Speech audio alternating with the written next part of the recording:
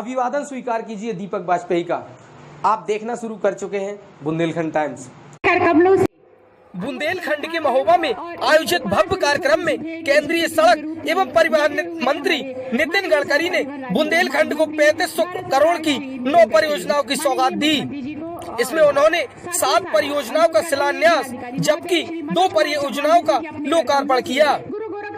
महोबा के मोदी ग्राउंड में आयोजित होने वाले इस कार्यक्रम में गडकरी के अलावा मुख्यमंत्री योगी आदित्यनाथ सहित बुंदेलखंड के झांसी, बांदा और महोबा के सांसद भी मौजूद रहे।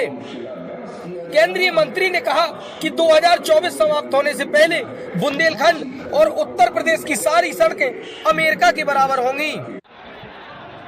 कार्यक्रम में खासी अव्यवस्थाएं भी देखने को मिली। बीजेपी पदाधिकारियों की सुरक्षा में लगे पुलिस के अधिकारियों से झड़प और धक्का मुक्की भी हो गई और बात इतनी बढ़ गई कि सांसद कुंवर पुष्पेंद्र सिंह चंदेल को माइक पर आकर शांति व्यवस्था बनाए रखने का आह्वान करना पड़ा। इसके साथ ही राम राज्य और महिलाओं के सम्मान में बीजेपी मैदान में का नारा देने वाली पार्टी के नेताओं ने सामने खड़ी महिला पदाधिकारियों को कुर्सी देना भी मुनासिब नहीं समझा।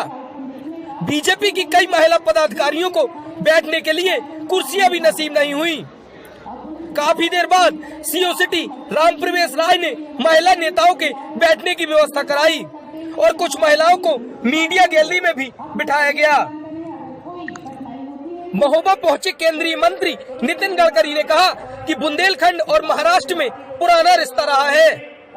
उन्होंने कहा कि महाराजा छत्रसाल और छत्रपति शिवाजी के बीच गहरी मित्रता थी। उन्होंने जन समुदाय को संबोधित करते हुए कहा कि योगी जी के नेतृत्व में प्रदेश में इंडस्ट्री बढ़ रही है। केंद्रीय मंत्री ने महोबा के मंच से यूपी के लिए 41,000 करोड़ रुपए की रिंग रोड को भी स्वीकृति दी। उन्होंने कहा कि मैं और नेताओं जैसा नहीं हूं, जो करूंगा कहूंगा डंके की चोट पर करके दूंगा। वहीं मुख्यमंत्री योगी आदित्यनाथ ने जनसभा को संबोधित करते हुए कहा कि सरकार की विकास की आधुनिक सोच की वजह से आज 9 राष्ट्रीय राजमार्गों का लोकार्पण और शिलान्यास किया गया है। सड़कों का जाल विकास। आप चिंता मत करिए, मैंने वादा किया है और मैं उन नेताओं में से नहीं हूं। अगर मैं कहूंगा तो डंके की चोट पर पूरा करके दूंगा। अभी मैंने अनुराग शर्मा जी के प्रपोजल पर कहा कि ये काम हो नहीं सकता और मैं कर नहीं सकता। मैं कभी झूठ नहीं बोलता हूं और इसलिए आपको वचन देता हूं कि 2024 समाप्त होने के पहले बुंदेलखंड के और उत्तर प्रदेश के रोड नेशनल हाईवे अमेरिका के बराबर बनेंगे ही। पेट्रोल, डीजल, गैस हम इंपोर्ट कर रहे 16 लाख करोड़, इसमें से 10 लाख करोड़ किसानों के जेब में जाएंगे। गांव के युवाओं के हाथों को रोजगार मिलेगा। अब केवल स्मार्ट शहर नहीं, स्मार्ट सिटी नहीं, स्मार्ट विलेजेस बनेंगे। यही हमारा सपना है। प्रतापगढ़ में 4 लेन 309 करोड़, बलरामपुर में 4 लेन बाईपास का निर्माण 250 करोड़, महाराजगंज में 4 लेन 15 किलोमीटर 250 करोड़, मछली शहर में 10 किलोमीटर 250 करोड़, सिद्धार्थनगर जिले में शौरतगंज में बाईपास 8 किलोमीटर 200 करोड़, अमेठी में 4 लेन बाईपास 200 करोड़, चित्रकूट धाम में करवी में 200 करोड़, गोरखपुर जिले में फरिंदा में 4 किलोमीटर 200 करोड़, संत कबीर नगर में 200 करोड़, प्रयागराज जसरा में 125 करोड़, जायस टाउन में बाईपास 110 करोड़ और महोबा बाईपास 75 करोड़, ऐसे 41,000 करोड़ के रिंग रोड में मंजूर कर रहा हूं। और जितने नाम मैंने गिनाए ये तो फिल्म के पहले का ट्रेलर है। असली फिल्म शुरू होना। बस तुम एक ही काम करो, डबल इंजन को लगा दो, ताकत दो और देखो कैसे होगा।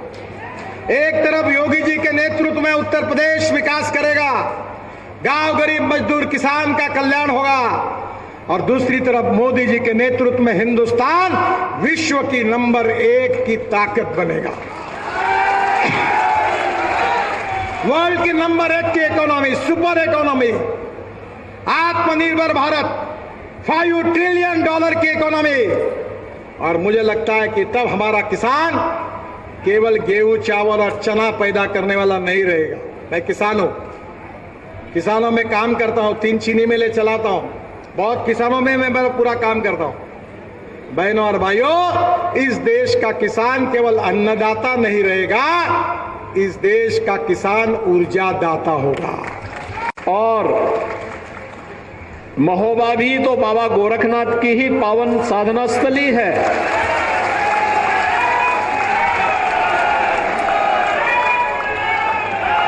वीर आला और उदल की भूमि है।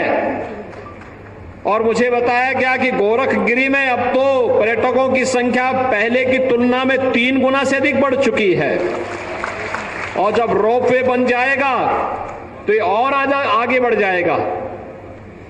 अभी वहां पे लाइट एंड साउंड का कार्यक्रम चल रहा है और भी सुविधाएं वहां बढ़ेंगे।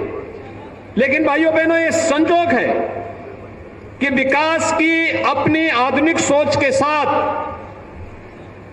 आदरणीय गडकरी जी ने देश के इंफ्रास्ट्रक्चर को आधुनिक इंफ्रास्ट्रक्चर के रूप में बदल करके देश की अर्थव्यवस्था की रफ्तार को देश के दुनिया के अंदर सबसे बड़ी अर्थव्यवस्था के रूप में स्थापित करने के लिए जो योगदान दिया है वो अविस्मरणीय है और अभिनंदनीय भी है।